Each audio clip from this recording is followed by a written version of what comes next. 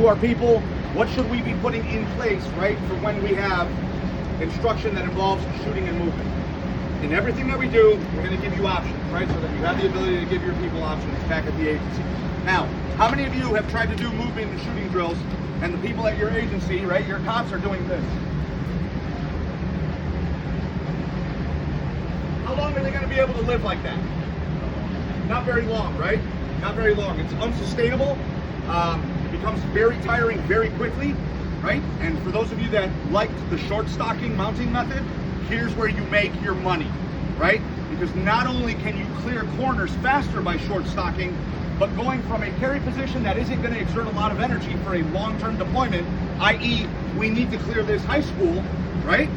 Short stocking enables you to go from a carry position that is safe to active engagement presentation within a half a second, quarter second if you train it on a regular basis, right? The second part of that is the bottom half of the body. What are your cops doing when they're running movement drills? How many of you have this guy at your PD?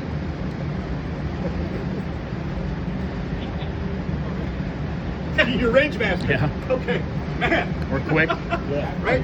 So guys, when we start talking about these things, right, we have to make sure that the physics of it all, the body motion, the mechanics of it all are sound to enable accurate shooting on the top half of the body, right?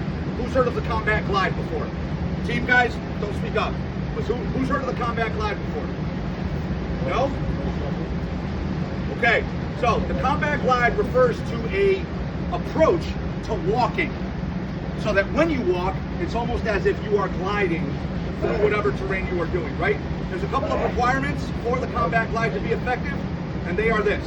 Every step you take should be heel to toe. 100% of your foot should come into contact with the ground, and there should be a slight bend in your knees. Now what that does is, if I'm walking, right, and I have my knees locked, as if I were walking regularly, that's where you start getting that bounce, right, that comes with regular walking. You'll notice I'm not making it a point to bend my knees very much more than all I need to bend it to walk. But when you combat glide, you're going to find yourself in a place where you kind of want to create a suspension system for yourself so that the muzzle of your gun isn't as affected by your walking.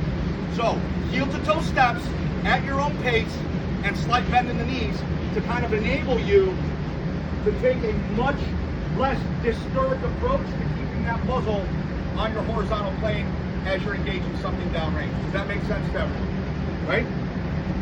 The third part to that is the fact that my waist now becomes a tank turret. And even though my feet are taking me one direction, I can now start traversing wherever it is that my threat might be. Does that make sense to everyone? Okay, so we're going to move into the movement and shooting drill. Do your best to get your understanding, your version of the combat glide. And again, guys, I've said it all week. I'll say it again.